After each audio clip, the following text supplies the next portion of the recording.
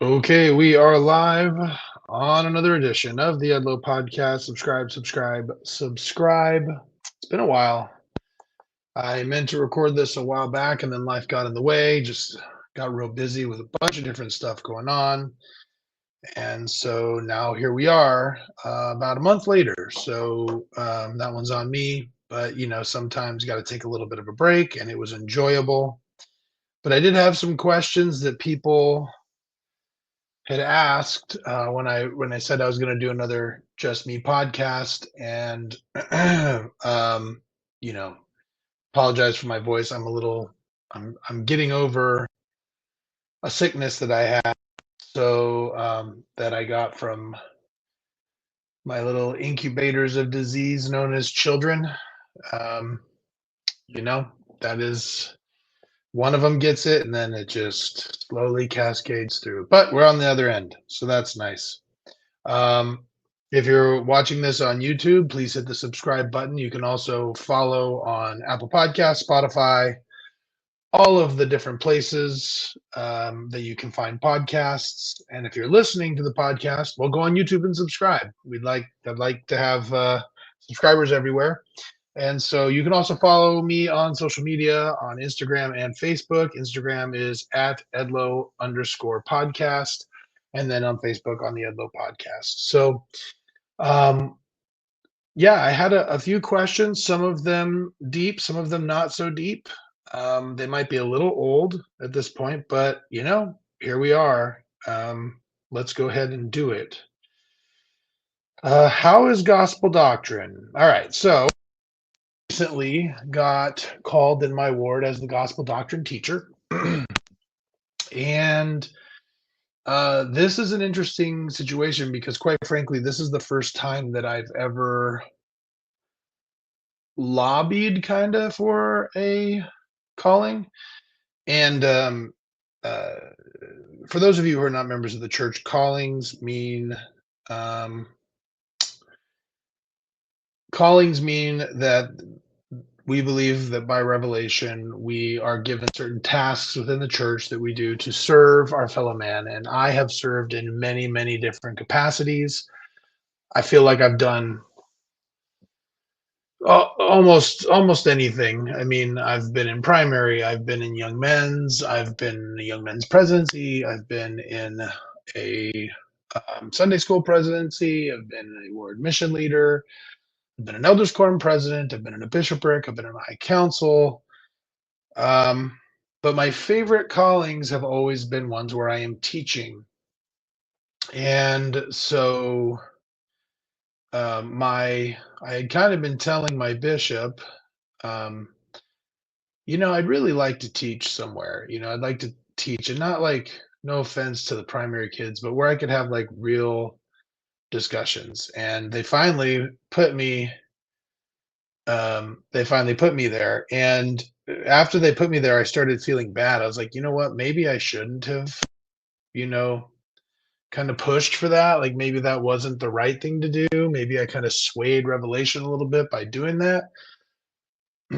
um, because again, for those who are not members of the church, um, that has been that's kind of, it's not like a no-no, but it's not really what happens. They just call you to something and you just kind of expected to accept it, right? And so um but then after I started teaching it more, I was like, you know what? No, because I feel like this is the place where I can do the most good, because uh, I believe it's in those lessons, in the lessons that we have in our meetings, where people who are really struggling come to get spiritual fulfillment and uplift. And and that's not always been my experience when I've been to gospel doctrine. Um, so when I got called, I thought to myself, I was like, how am I going to teach this, right? And I was already kind of substitute teaching, and I was teaching in the Book of Mormon, and in all of the scriptures, there's a lot of stuff that is entertaining, to say the least. There's lots of wars and people getting their heads cut off and people saying all sorts of weird things and she bears coming and eating children. all sorts of different things in different scriptures. And so there's a lot of ways you could play it. And sometimes I like having fun and just playing it in an odd way. But I decided, I was like, you know what? Um, I am just going to teach this with a focus on the one person. And I'm going to teach this as if I know which one of these people is really struggling, and teach it as Christ-like as possible. And I've had some experiences doing that. Now we're in Gospel Doctrine. I have not had a chance, or I mean, I'm sorry, not Gospel Doctrine. We're in Doctrine and Covenants. I was teaching when we were in Book of Mormon, and when I my my antenna kind of went up when I'm like, oh, now I got to teach Gospel Doctrine, because I think this is I'm sorry, Doctrine and Covenants. And I was like, this is the one where I think people can really struggle, because these are scriptures that come, for those of you, again, who are not members, we believe in the Bible, the Old Testament, New Testament. The King James Version is what we study out of. Not to say that other versions aren't also correct, but that's just the one we use, the one we accept. And then we also use the Book of Mormon, which is ancient scripture from people who were native to the Americas, um, among the ancestors of the native people here before Columbus and Cortez and all those people came. And then the Doctrine and Covenants is revelations given at the beginning of the Church of Jesus Christ of Latter-day Saints, specifically through Joseph Smith and a few select others. And so the Doctrine and Covenants is a place where we're getting revelations where some of the more controversial church history stuff comes from. And so I have seen over the years there's a natural tendency to get off on there that I don't think are super helpful to faith or anything. So I was I was like, oh man, how am I going to teach this? But I think I'm going to go in. I've taught one time so far, and I think I'm going to go in with that exact same mindset. When I was on my mission, I heard a story from my first mission president, President Walker, and I'd just been called as a zone leader, and I was relatively new to the mission. I mean, I'd only been a missionary for like 9 months, maybe 10, which was, in my experience, was relatively young to be called, as far as young in time in the mission, to be called as a zone leader. So I was like, trying to figure out how my, using, kind of get my bearings. I was still trying to figure out how to be a missionary, and he shared this story. He said, when I came into the mission, he was like, the missionaries were kind of struggling with the obedience aspect of following all the mission rules, because there's many of them. And, mission rules are pretty serious. Like, you can't watch TV, you can't go to movies, you can't date, you can't be around girls, you can't call home. I mean, they can call home more now, but I mean, back then you couldn't really call home. You can only drive your car a certain amount of miles, like a lot of rules. And, your spirituality linked to the obedience to the rules. So I remember him saying, the mission was really struggling. There wasn't a lot of baptisms going. A lot of the work wasn't really progressing. And he said, I told the assistants, I said, we are going to not even look at the numbers as far as baptisms go. And we are only going to focus on the Savior and having the most spiritual meetings we really can. And he said, when we did that, everything naturally fell into place. And so when I go into these teaching these discussions in Gospel Doctrine, that is my focus. Is I want to make it as spiritual as a meeting as I can. I want it to be a meeting that you aren't looking at the clock, wondering when it's over. Um, so far, I think it's been pretty good, and we'll keep doing it. Yeah. Thanks for the question. How about Hulk Hogan getting booed? Okay, so for those of you who are not wrestling fans, WWE historically now has moved away for the first time in its 25, almost 30-year history, is no longer on cable TV, but is streaming exclusively on Netflix in America. And this is a big deal. So on the first um, Netflix show, which is streamed live every Monday night, um, they were in LA and he got booed. And as a Hulkamaniac, that really hurt my heart because Hulk Hogan is the reason why I love wrestling so much. I mean, as a kid, he was my hero.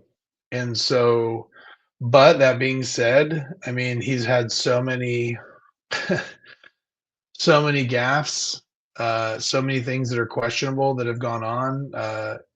The onion has kind of pulled back. The curtain has been pulled back on backstage antics. And when you hear some of the stuff he did back when he was, saying, training, saying his prayers and eating his vitamins, whatever those vitamins were, the way he handled himself was not super professional all the time. And so, it's kind of coming back to hit him and roost. But that being said, one thing I will say is wrestling fans are incredibly forgiving.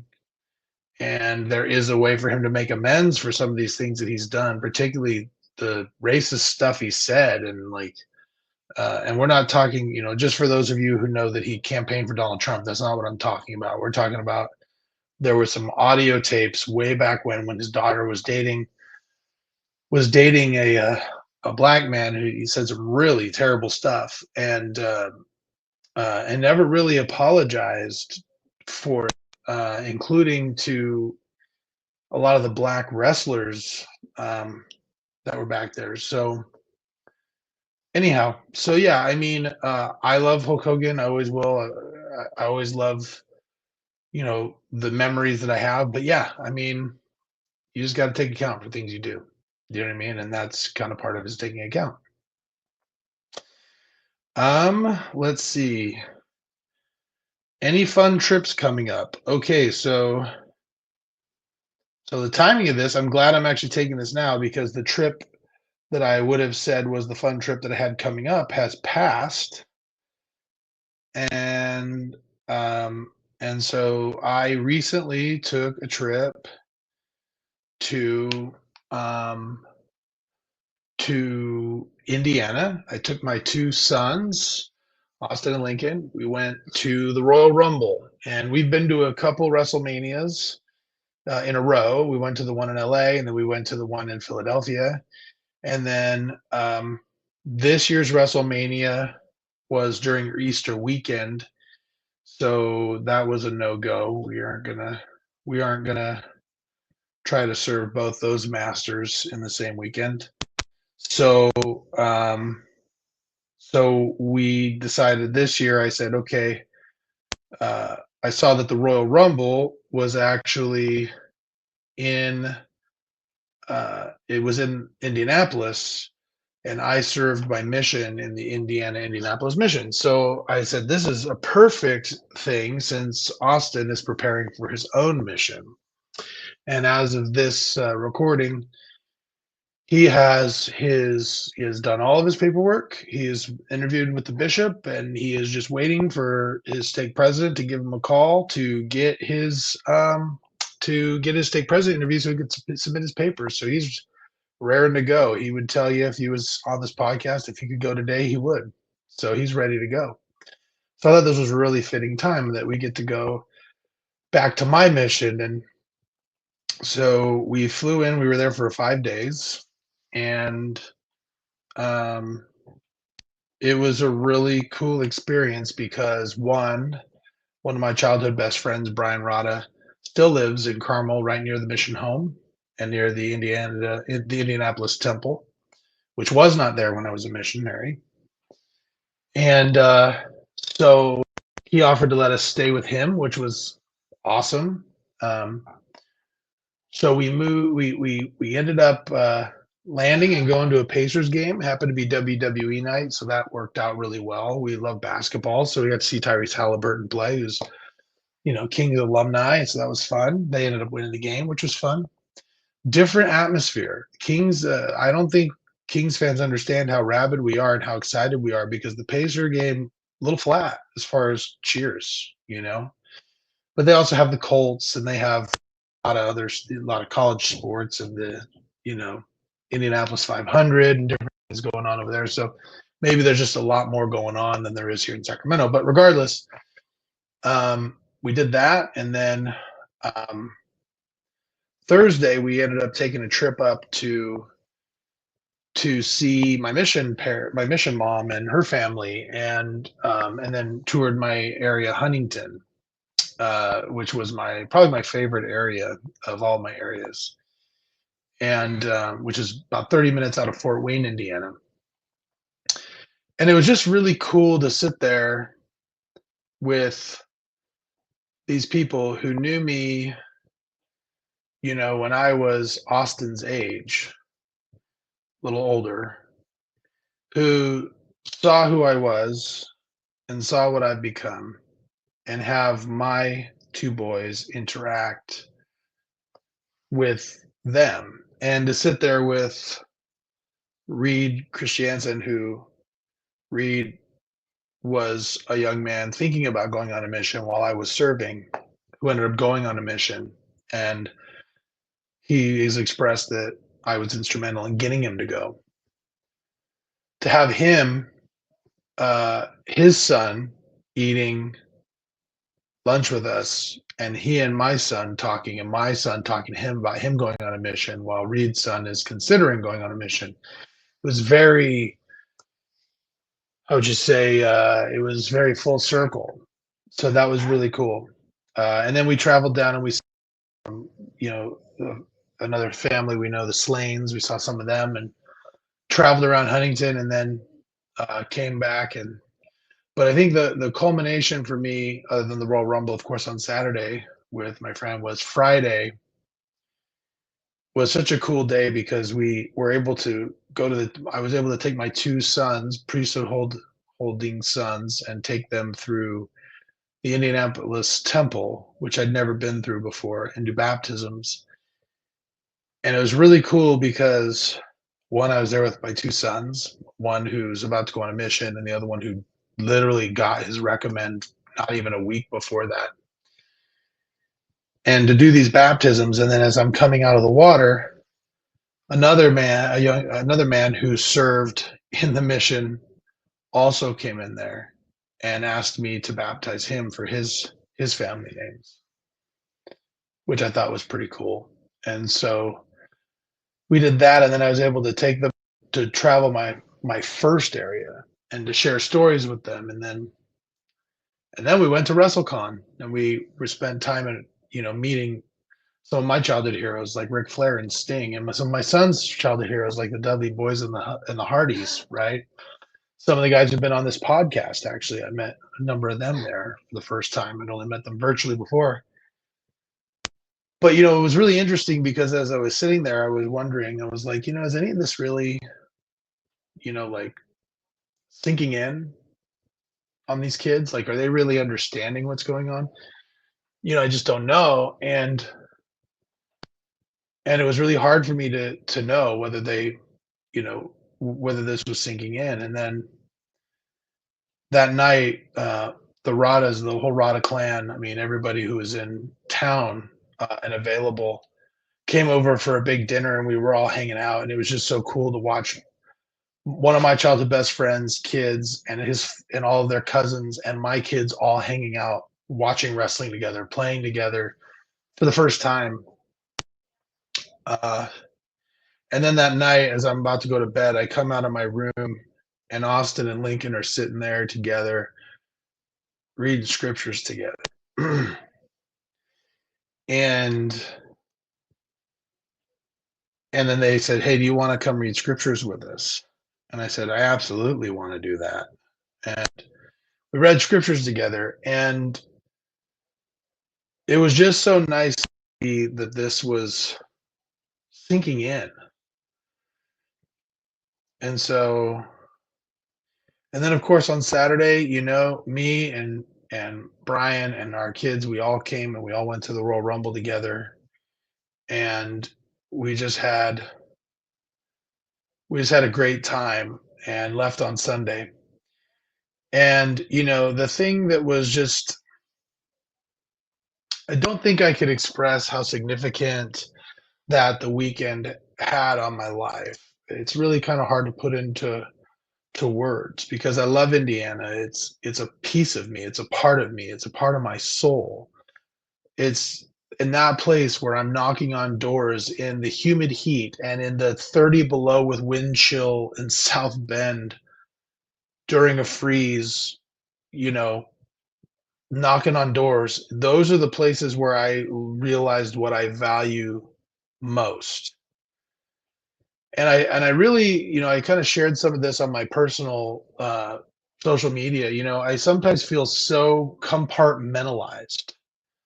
Like I just have so many different, I don't know, identities, right? Like I have my childhood, high school, crazy wrestler guy, fun loving, goofy guy. And then I have my, responsible, fun loving dad joke father side. I have, the pro wrestler side, the lawyer side, the podcaster side, the Mormon side. I have all of these different sides that don't always naturally intersect. They don't always come together. And that can lead me to feel really compartmentalized, like I'm just living all these different lives. And it's like my Mormon friends don't always cross with my wrestling friends. My mission buddies don't really cross with my lawyer buddies. It just it doesn't always intersect. So this was the first weekend where I was sitting there one day and I went, man, like Brian was from my high school days. Where in Indiana, that was my mission. He remembered me when I was a missionary. We're going to the Royal Rumble. I got to go to the temple. Like my kids are seeing my mission. My kids are here goofing around with his kids. It just felt like for the first time, I was kind of just like a whole person. Like every side of me was like coming together for maybe the first time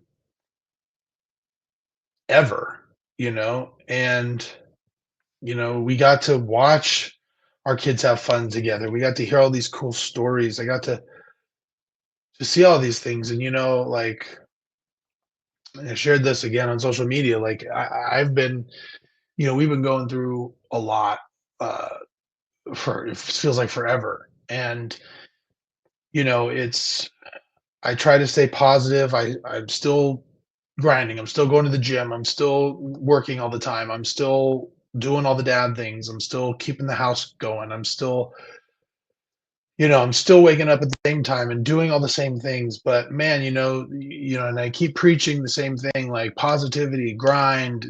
There's gonna be there's gonna be light ahead, and all that stuff. But as it goes on and on and on, it has been hard for me to continue to see that there will be a silver lining. And so, there's been a lot of stuff. There's been a lot of hurt. There's been a lot of betrayal. There's been a lot of abandonment. There's been a lot of things that maybe some things I did deserve and some things that I definitely didn't. Right. And, no, I didn't deserve any of it, but like still, regardless of whether I did or not, you know, um, it's hard for me because sometimes I look around and being a man of faith, I go, okay, did I do something wrong along the way? Right.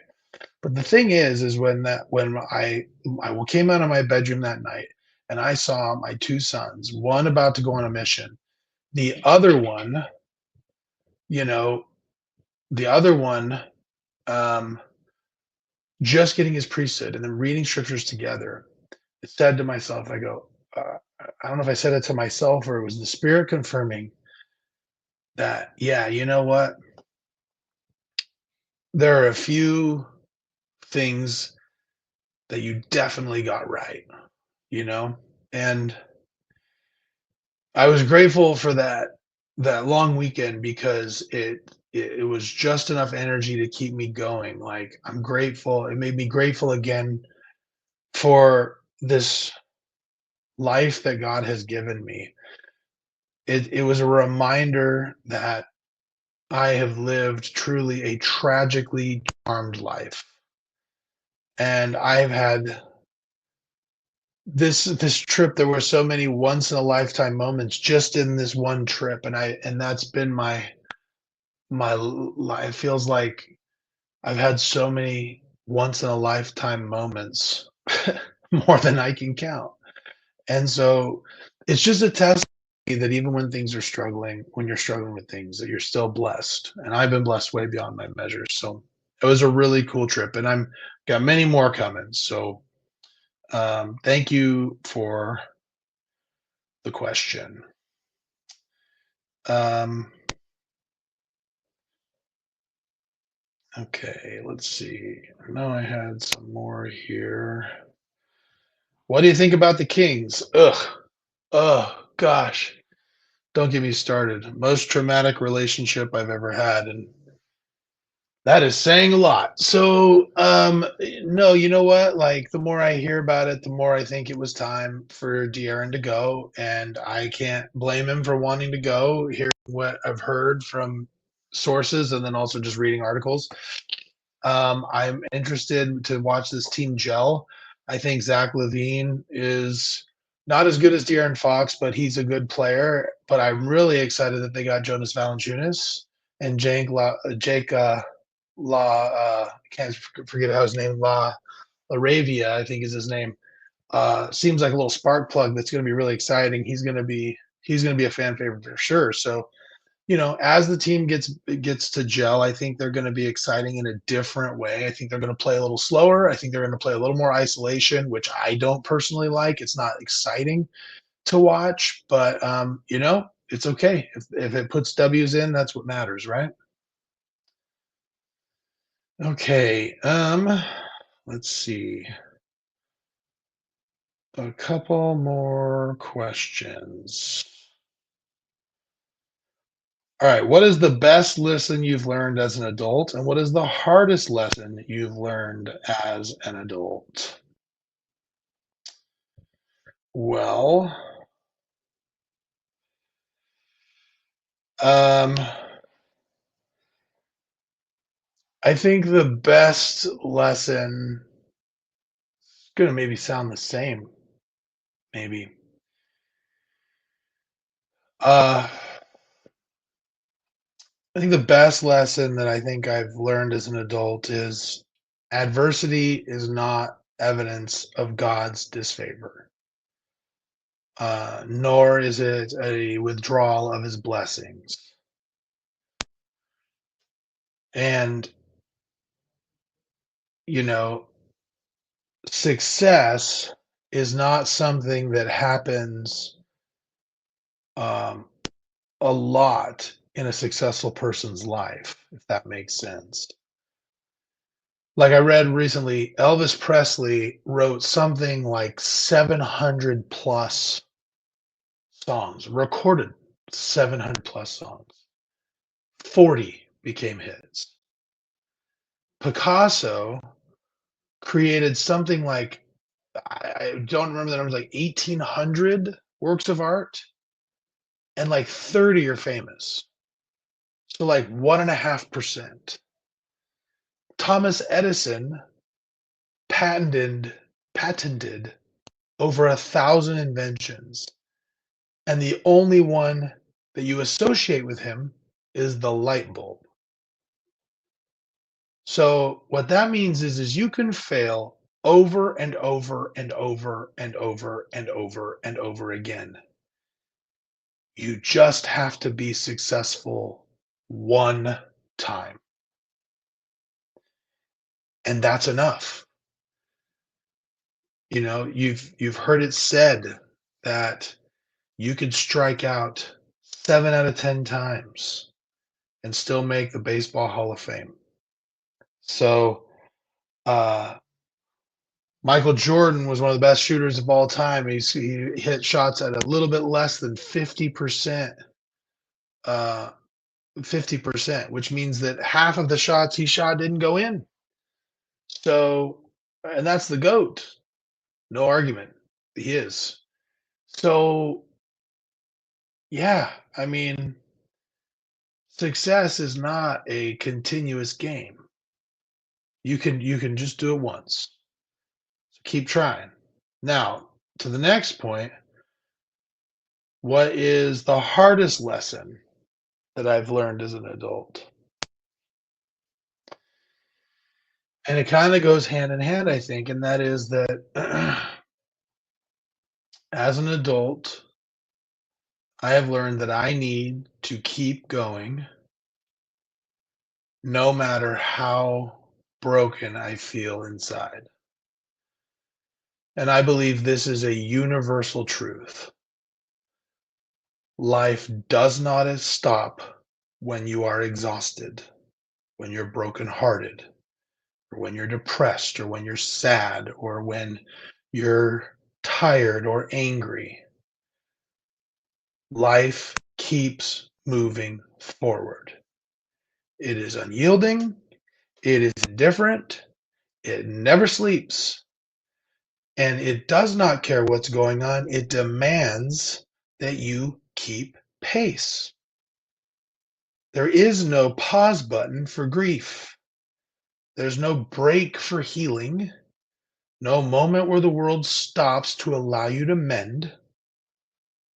Life expects us to carry the burden in silence and push forward despite the weight you carry. And there might be people out there who say, that's not true. That's not, it is. It is true. That is the burden. The fact is no one really prepares you for that. As kids, you are fed stories. I was fed stories of resilience wrapped in these pretty bows where at the end of every story, there is a silver lining. There's a meaning to every pain.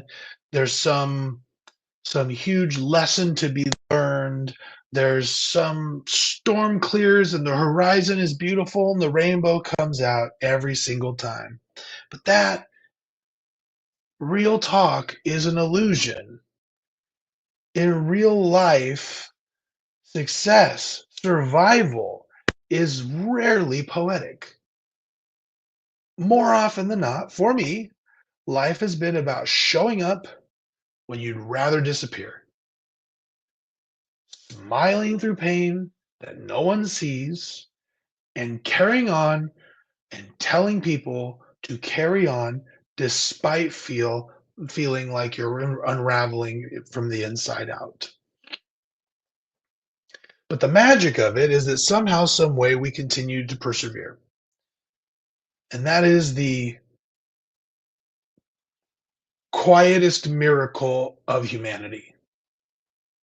That even when life is relentless and hope is distant and and you don't know where it's going to go, we keep moving. We stumble, we break, we fall, and we get back up.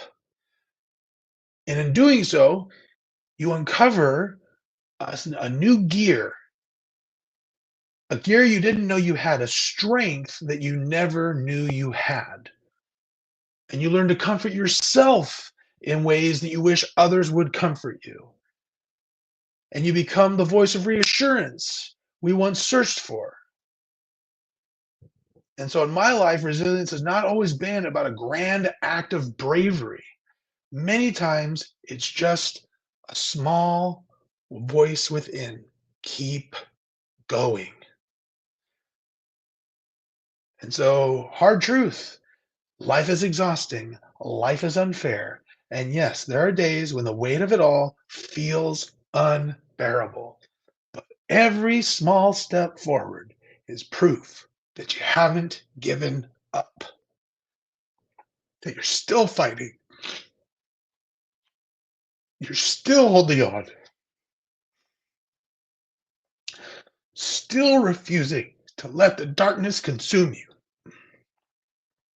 That quiet rage, silent defiance, choosing to continue to exist, to get up when you don't want to smile for those loved ones who rely on you, to try, to hope, to push the limits of your own capacity. That is bravery. It is the bravest thing you can do. Hard lesson, bravest thing you can do. So do me a favor, keep going. You'll get there. And even if you don't, the time's going to pass anyway. So why not go out daring greatly? Rage against the dying of the light, friends. Can't remember what poet said that. Someone really famous. I saw it in the rundown. It was The Rock's first movie.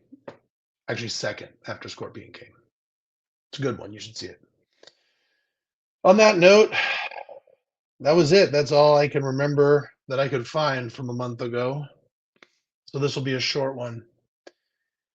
Thank you for following. Thank you for being so uplifting. I have so many friends that are, so many loved ones who I care about. There are people who have just, there are times where I feel completely unsupported. And then there are times where I feel very supported. And so I'm grateful for those who show the support. Anyhow, we will see you soon. I can hear my daughter screaming outside. Hopefully that doesn't make the podcast. Anyhow, I love you, friends. We got more coming up. We'll talk to you soon.